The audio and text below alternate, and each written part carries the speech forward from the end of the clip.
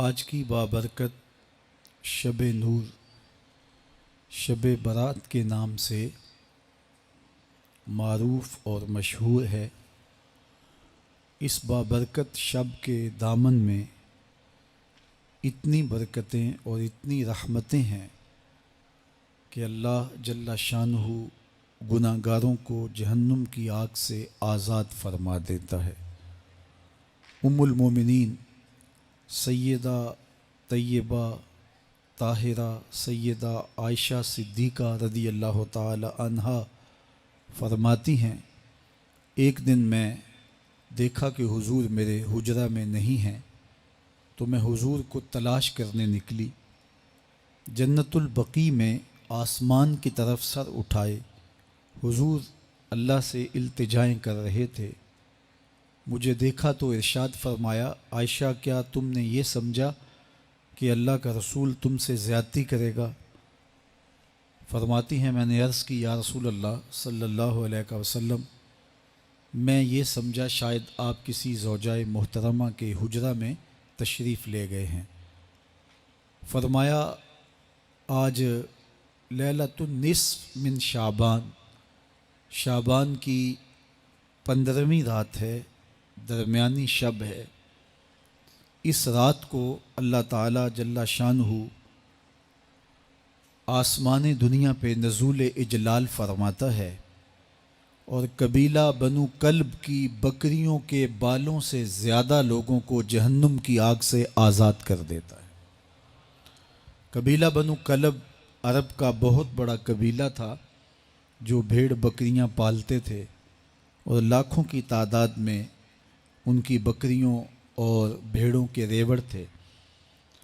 تو اس قبیلے کی بکریوں کے بالوں سے بھی زیادہ گناہ گاروں کو جہنم کی آگ سے آزاد کر دیا جاتا ہے۔ تو یہ وہ بابرکت شب رحمت ہے، شب نور ہے، جس کے دامن میں اتنی برکتیں ہیں کہ کوئی محروم نہیں رہتا۔ صرف وہ بد نصیب لوگ جو شرک میں مبتلا ہیں، جو سخت کینہ پرور ہیں، جو قطع رحمی کرتے ہیں، قاتل ہیں، عادی شرابی یا بدکار ہیں، انہیں اس مبارک رات میں محروم رکھا جاتا ہے، ورنہ اللہ کی رحمتوں کا عموم اس بابرکت راتوں میں اس قدر ہوتا ہے کہ کوئی گناہ گار جو اس کے حضور ہاتھ دعا کے لیے اٹھاتا ہے اور اپنا دامن پھیلا کے اس کی رحمتیں مانگتا ہے، اسے محروم نہیں رکھا جاتا، بلکہ اللہ سب گناہ گاروں کو جہنم کی آگ سے آزاد کر دیتا ہے۔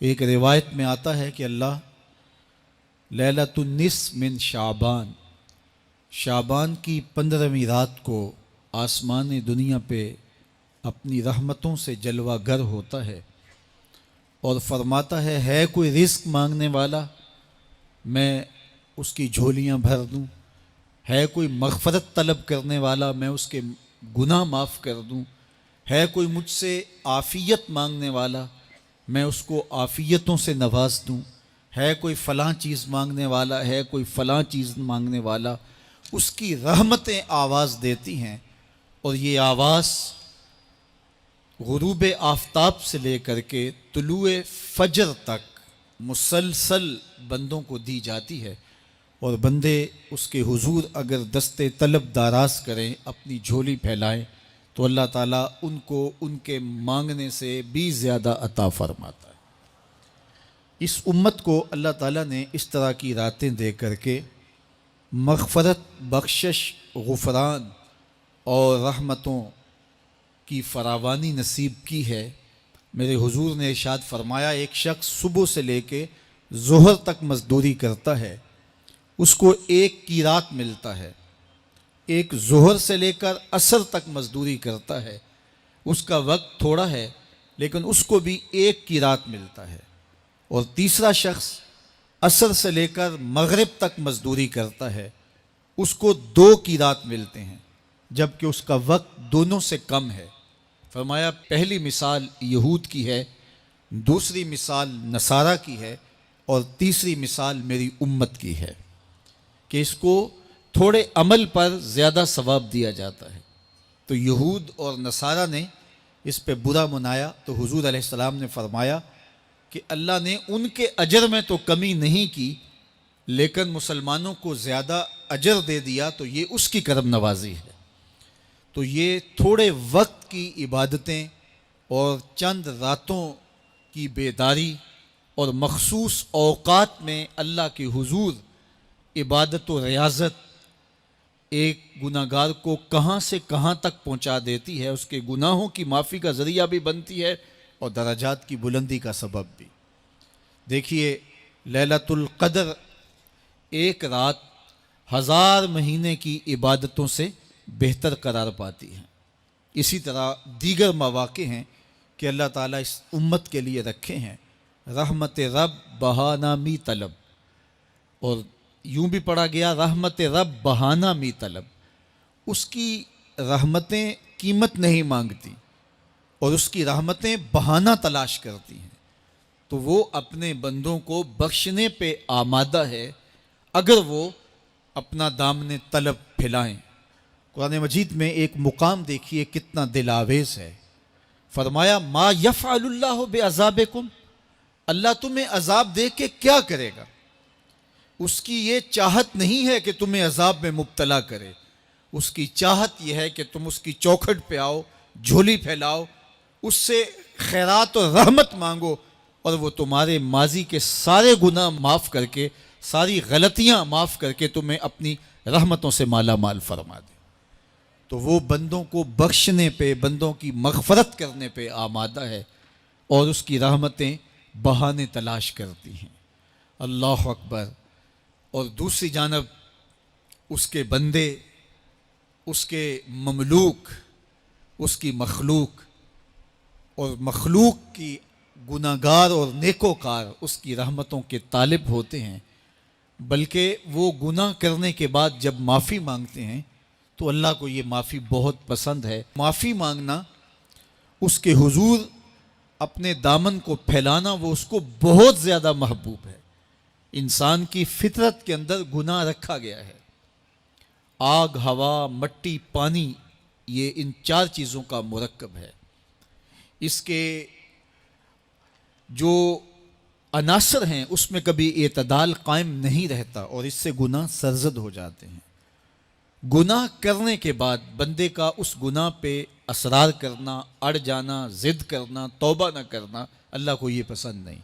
لیکن اگر اس سے گناہ سرزد ہو جائے تو پھر وہ توبہ کر لے تو اللہ کو یہ بہت زیادہ پسند ہے۔ جو اس سے ہو سکے نیکی وہ اللہ کے حضور پیش کرے، لیکن اس کے اندر جو شر رکھی گئی ہے، اس کے اندر جو قوتیں گناہ کی رکھی گئی ہیں، اس سے اگر اس سے گناہ سرزد ہو جائے تو پھر وہ اللہ سے توبہ کرے، اللہ کی طرف رجوع کرے، تو اللہ اس کی توبہ کو نہ صرف قبول کرتا ہے بلکہ اس کے گناہوں کو معاف کرتا ہے اور گناہوں کو بدل کے نیکیوں میں تبدیل کر دیتا ہے۔ جب گناہ نیکیوں میں تبدیل ہو گئے تو جتنا بڑا گناہ گار تھا اتنا بڑا نیکوکار ہو گیا۔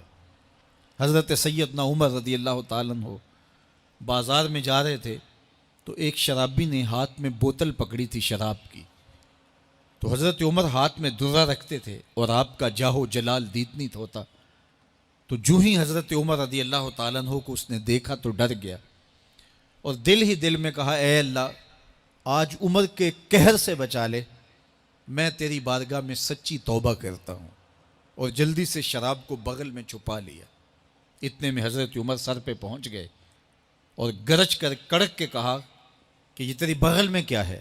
چونکہ اس کو بوتل چھپاتے دیکھا تھا تو وہ ڈر گیا اور ڈرتے ڈرتے کہنے لگا حضرت یہ سرکہ ہے۔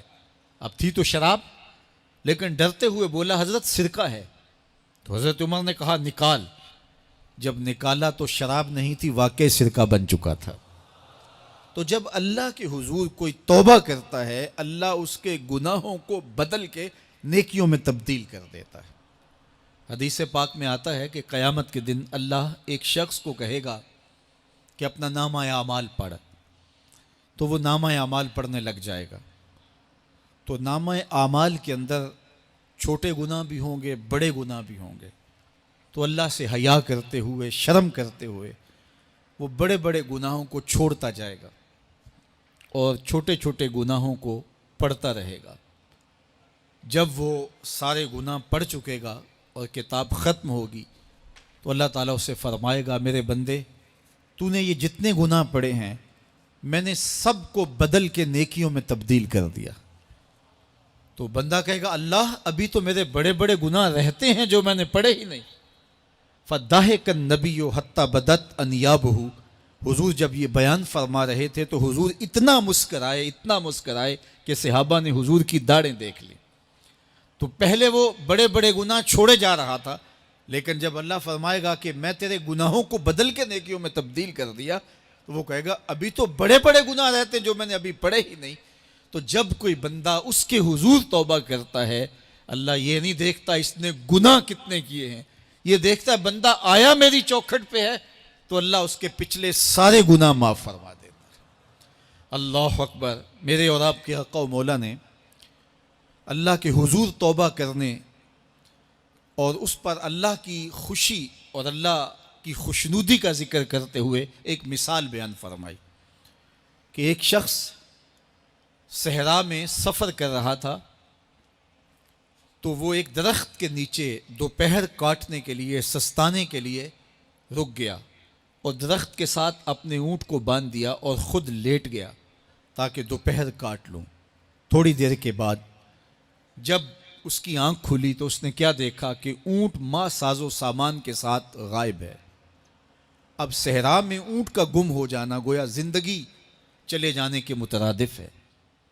تو اس نے دائیں بائیں بھاگ دوڑ کے دیکھا کہ کہیں اونٹ کا نشان مل جائے، لیکن اونٹ کا نشان نہیں ملا۔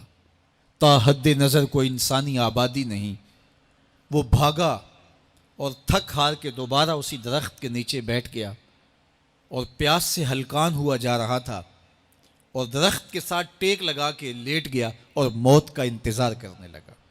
جن لوگوں نے صحرا کا سفر کیا ہے ان کو اس بات کا اندازہ ہوگا کہ کئی 100 میل تک انسانی آبادی ہی نہیں، اب نہ کچھ کھانے کے لیے بچا نہ کچھ پینے کے لیے بچا، اونٹ بھی غائب ہو گیا، توشہ بھی ساتھ ہی چلا گیا، تو اب ظاہر ہے سیدھی موت ہی نظر آ رہی ہے۔ تو وہ اس درخت کے ساتھ ٹیک لگا کے بیٹھ جاتا ہے اور موت کا منتظر ہوتا ہے۔ تھوڑی دیر کے بعد پھر اس کی دوبارہ آنکھ لگ جاتی ہے۔ جب دوبارہ آنکھ لگتی ہے تو تھوڑی دیر بعد پھر آنکھ کھلتی ہے۔ جب دوبارہ آنکھ کھلتی ہے تو دیکھتا ہے کہ اونٹ جو گما تھا ماں ساز و سامان کے اس کے پاس کھڑا ہے۔ تو صحرا میں اس حالت میں اونٹ کا مل جانا زندگی مل جانے کے مترادف ہے۔ تو وہ اتنا خوش ہوا کہ خوشی کی انتہا نہ رہی، بلکہ مسرتوں کے ہجوم میں درک گیا اور کہنے کیا لگا، اللہم انت عبدی وانا ربک، اے اللہ تو میرا بندہ اور میں تیرا رب۔ کہنا تو یہ تھا کہ تو میرا رب اور میں تیرا بندہ، لیکن مسرتوں کا ہجوم ہی اتنا تھا، خوشیوں کا ہجوم ہی اتنا تھا کہ زبان پہ قابو نہ رہا۔ کسی کے آنے سے ایسے ہوش اڑے ساقی کے، شراب سیخ پہ ڈالی اور بوتل میں کباب۔ کہنا یہ تھا اللہم انت ربی وانا عبدک، لیکن اس قدر خوش ہوا جب بھی تیری قربت کے امکان نظر آئے ہم اتنے خوش ہوئے کہ پریشان نظر آئے۔ تو کہنا یہ تھا کہ اے اللہ تو میرا رب اور میں تیرا بندہ، لیکن خوشیوں کے ہجوم میں وہ کہتا ہے اللہم انت عبدی وانا ربک، اے اللہ تو میرا بندہ اور میں تیرا رب۔ حضور یہ بات بیان کرنے کے بعد صحابہ سے پوچھتے ہیں کہ ذرا بتاؤ اس بندے کو کتنی خوشی ہوئی کہ خوشی میں زبان بھی قابو نہ رہی اور اپنے آپ پہ کنٹرول نہ رہا، اور خوشیوں کے ہجوم میں اسے یہ بھی پتہ نہیں چل رہا کہ وہ کیا بول رہا ہے۔ تو صحابہ نے عرض کی حضور بہت زیادہ اسے خوشی ہوئی۔ تو میرے حضور نے یہ بات کرنے کے بعد ارشاد فرمایا، جس طرح اس کو گما ہوا اونٹ ملا اور اس کی خوشی کی انتہا نہ رہی، تو فرمایا جب کوئی شخص توبہ کرتا ہے اور اللہ کی حضور پلٹ کے آتا ہے، گناہوں سے معافی مانگ کے اس کی دہلیز پہ آتا ہے، میرے حضور نے فرمایا اللہ اس سے بھی زیادہ خوش ہوتا ہے کہ میرا بندہ میری چوکھٹ پہ آ گیا ہے۔